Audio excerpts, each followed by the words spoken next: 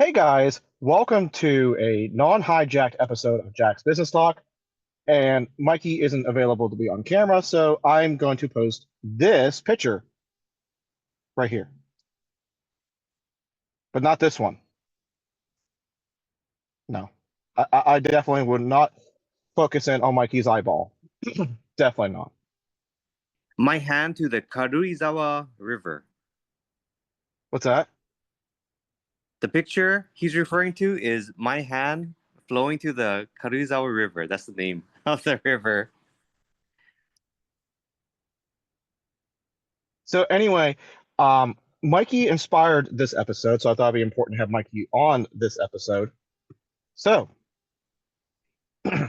without further ado, Mikey, you asked me in our last video, which hasn't aired yet, and but by the time this video goes out, that video would have aired. So you asked me, when you have a moment of silence and you have nothing going on, what is it that you're thinking about? And roughly, I'm paraphrasing you, but I said something like men's, most important next step, and that's not. It's not that I lied. That's only probably about maybe half the truth. And I couldn't exactly articulate and figure out what exactly it was that I wanted to say in that moment. But in order to understand my answer, I had to tell you a little bit about my past. So what men's is important, but you have to understand why I'm thinking in that aspect, in which it comes down to it comes down to a point where it started probably like when I was like 12 years old. And as a kid, I was so like broken in a sense. And I remember sitting in the back seat of my parents' car where where we're going through the Dairy Queen, and this is how we were celebrating my birthday, just with just ice cream cones because that's all my parents could afford at the time. And I was thinking to myself, like it was some great honor. I was thinking to myself in my head, I was like, if I could just break even in life and help my parents out, and we could just all break even in life, that would be great. And I thought that was like some great achievement if I could just do that. And I remember thinking that, and it led into I don't know if this was with you, Mikey, I talked about on this video, but no, it was on shoot, I forget the name of his channel. Mikey, do you know what the name of Tom Wilson's channel is? I think it's Working Man or something like that. Yeah, that sounds right. Yeah, so it was on his channel. I talked a little bit about the breaking point where I wasn't satisfied. I was actually, I don't know when it was, but I know it was within the last 11 years because I was working at Bayer. Oops, I shouldn't have said that. I was working at the place that makes aspirin. So anyway, I was working there and I had just a little bit of like a internal dialogue where I knew there had to be more life than this. Like I was running a lawn crew. I was working here, and I was just getting burned out. And I talked to another guy here that invests. He didn't invest in real estate. He did stocks and stuff. And he was really good. And he told me to read several books. I read the several books, and that's when the fire got ignited. And that's when this I went from the 12-year-old mindset to now I to I'm guessing I was 24 or 25 at the time. Because when I was 28 is when I bought my first rental property. So 24, 25, the light went off. And I told myself, if you don't do anything with your life, then this is what you can expect for the next 40 years. There's nothing worse than to have talents and treasures inside of you to be wasted on a place that will have your job posted within the next week. You need to hunker down, figure out what you need to do with your life and move on, because doing this isn't going to cut it. Not for someone that's in my mindset. And there are a lot worse things. You're sitting here, pity partying yourself every day. Get off your ass and get moving. You know what to do. You've been studying this. It's time to get moving. And I did. I studied real estate. Well, I've tried stocks. That didn't really work out. It led it into me studying real estate. I bought a place when I was 28, 29 years old, and I've been grinding hard at that for a while now. And there are worse things in life than here. Let me reword that. There's nothing worse in life than wasting time. Time is the most important thing that you have. You'll never get more of it. And if you want to work, or if you want to have the life that no one else has, and you want to, like for me, for example, I want to have the camper van, I want to travel the country and stuff. If I want to have that and be able to retire when I'm good and young, then the average American works roughly about 1,600 hours in their lifetime. 840, sorry, no, that's 1,600 hours per year.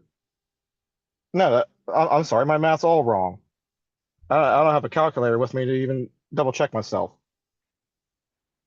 But anyway, 40 years and whatever 40 times, 40 hours a week times 52 weeks times 40 years, that's your answer that you're looking for. If you want to grind and try to do this stupid stuff here that's unfulfilling in your life, then go ahead. But then you have no excuse then, this is in my head. You have no excuse then to complain about what you do for a living.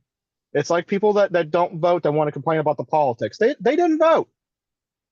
Shut up and deal with it.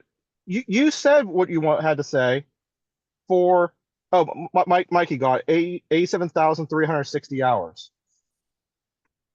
Then you need to just shut up, because you're not part of the solution. Whatever you believe, it doesn't matter. You didn't vote right, left, up, down. You chose not to participate, and by doing that, you're stuck with the consequences. And that was my train of thought for working at the Fun Factory here. If I'm not going to do anything, then I have no right to complain about it. That's what got me into real estate. That's what got the fire going inside of me. That's been raging ever since. That's why I fired up the landscaping business, to get more money coming in. That's why I'm looking at other business adventures to try and start firing other things up, to get more money coming in, to buy real estate, keep going, go, go, go, go, go, go. Most important next step, MINS. So what keeps me going and what keeps me just thriving and not getting burned out is just the fact that I know that I have to do the 87,000, however many hours Mikey just posted. I have to accomplish that in a very short amount of time to enjoy the rest of my life, because everyone has to contribute that amount of time to get to the finish line. So you have to grind, and move forward. And I don't mean be cutthroat and do stuff illegal. That's not at all what I'm talking about. Do stuff by the books. But at the same time, if you want to experience a life that no one else can, then you have to work like no one else can. There are worse things in life. And I'll take a lesson, and I'll show you. I've talked about this story a couple times. This might get this video demonetized, and I don't care. When I was 18 years old, okay, I was, running landscaping businesses, going to college, and working at Walmart, okay? And I was complaining to my grandfather, who worked through the Great Depression, who I got a lot of my work ethic from helping him out around the house, gardening, just tons of stuff. If you weren't up at 5 a.m. and willing to work until the sun went down, then you were lazy. So that's where I got a lot of my work ethic from. He told me a story once when we're in the garden. We're just kind of taking our coffee break. And I was telling him about how hard school was and everything else. And he told me, he's like, I don't know a whole lot about school. He's like, I had to drop out, and I forget what grade he said, 9th, 10th grade. He said, but I do know this. He's like, I own an HVAC company. I've owned an electrical company. And this is the first I'm hearing about this stuff. Like, no one in the family ever talked about him owning. I forget what the third business was. I think it was a plumbing. No one ever talked about him owning businesses and being an owner of stuff. No one ever told me about this. And he said, when I was your age, he said I was in the Pacific Theater and in World War II. There are worse things in life than just having to work. And he told me a story about when he landed on off of one of the islands. I forget which island it was. He said there was no organization, there's no communication. It was one of the most horrific things in his life. You're having explosions all around you. People are after you, and they're trying to kill you. He's hunkered down behind a tree that's uprooted and some rocks, and he's just praying for daylight. He's just praying for daylight. And he's praying to God. He's like, just God, please, just let me live till daylight so I could see what I'm supposed to be doing, so I can live through this. Well, eventually the sun rose, and he said the seawater was just red from just everyone that has been drowned, or that's either drowned or has been shot in the water, and there's bodies flushing up on the beach. And he realized in that moment to be careful what you wish for, because he wished it was nighttime now, because it was so horrific. It just everything he was seeing up on the hillsides and out in the ocean, that he didn't want to experience what he knew that he was going to have to go through in order to survive this attack. So whenever things get rough and things get hard, I think about that story. At least I'm not trying to survive that. So, Mikey, I think I answered your question. What do you think about all that? That was incredible. When you talk about the fire raging, what did that fire look like? Maybe when you were getting more properties, was it still raging? And then what do you see that fire looking like once you reach financial independence? I think the problem is the fire has never gone out, and it, in a lot of ways, has made me fearless, and almost too fearless, because it's like Marco Scheer when he talks about himself. It's kind of made me, I wouldn't say invincible in mindset, but it's kind of made me, I'll figure it out. Whatever it is, I'll figure it out. Like when he was talking about that, that's about how he can stay calm, and the fire department, how it's helped him. That's what my fire inside of me has done for me. My biggest fear about the fire is that it's never going to be content. So I don't know if it will ever go out at this point.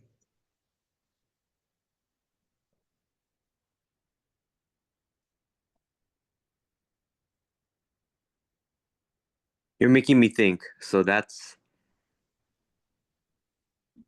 I would be different, and that's okay.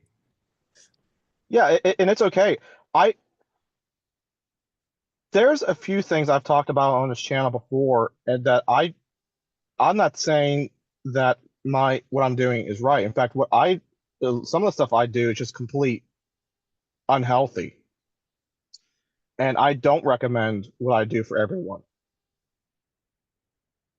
What I'm doing for me is right for me, though, because the fire inside of me keeps pushing me hard and harder and harder. And whenever I think I've met the wall, I just somehow find a way to push it over and just climb over it, or and just keep moving forward with the most important next step. And And you that's why when you watch the video, there's that pause before I answer, because I didn't know how to say this in that few seconds. and you also talked about Cynthia and her work, where she loves her work, but Oh, she hates it now. oh, and then you had said that's another layer where it's another log on the fire that if you can get her out of that and focus on the portfolio more with management, Hmm. it's just another log to the fire. Yeah.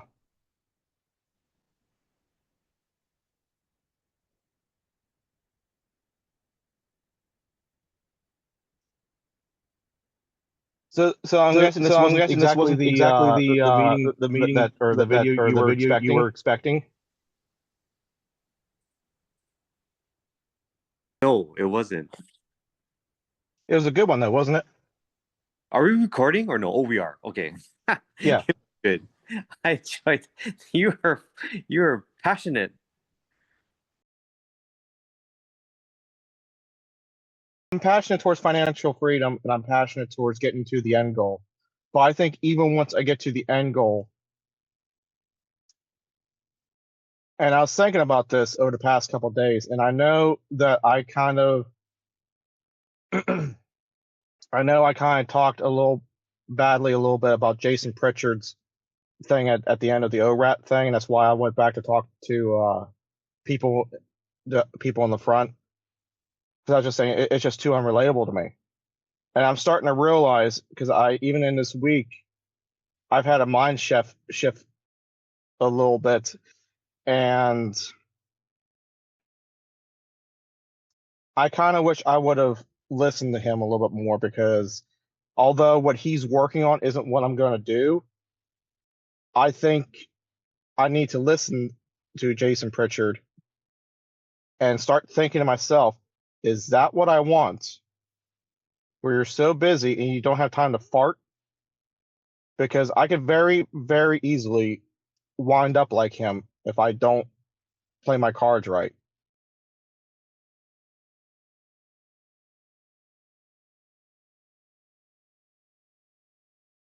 I don't envy Jason Pritchard, and I'm not saying that I think he's a bad person. I think he's a fantastic person.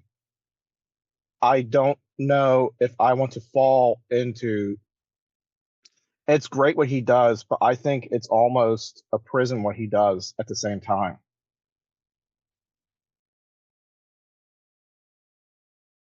Yeah, you bring up a good point because you've also talked about you give 100% at your work and real estate and everything else in your life.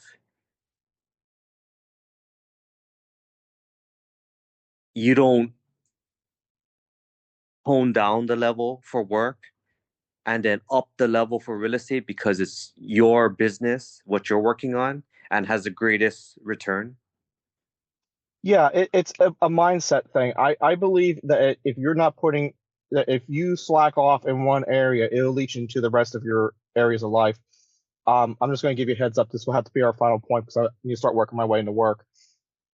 But I believe that if you're not putting in 100%, that the laziness will just infect the rest of your life, and you can't put 100% into anything at some point because it just starts falling off. It just becomes, oh, well, I'll just do this, and or oh, I'll just, I won't do this today. I'll catch up. There's no excuses. If you want this as your finish line, then you need to make it happen. There's no excuses. Yeah, you've really helped me with that, so thank you. Yeah. Anything else before we wrap this up? That's a wrap. All right. Well, thank you for tuning in to this little bit of an emotional episode of Jack's Business Talk.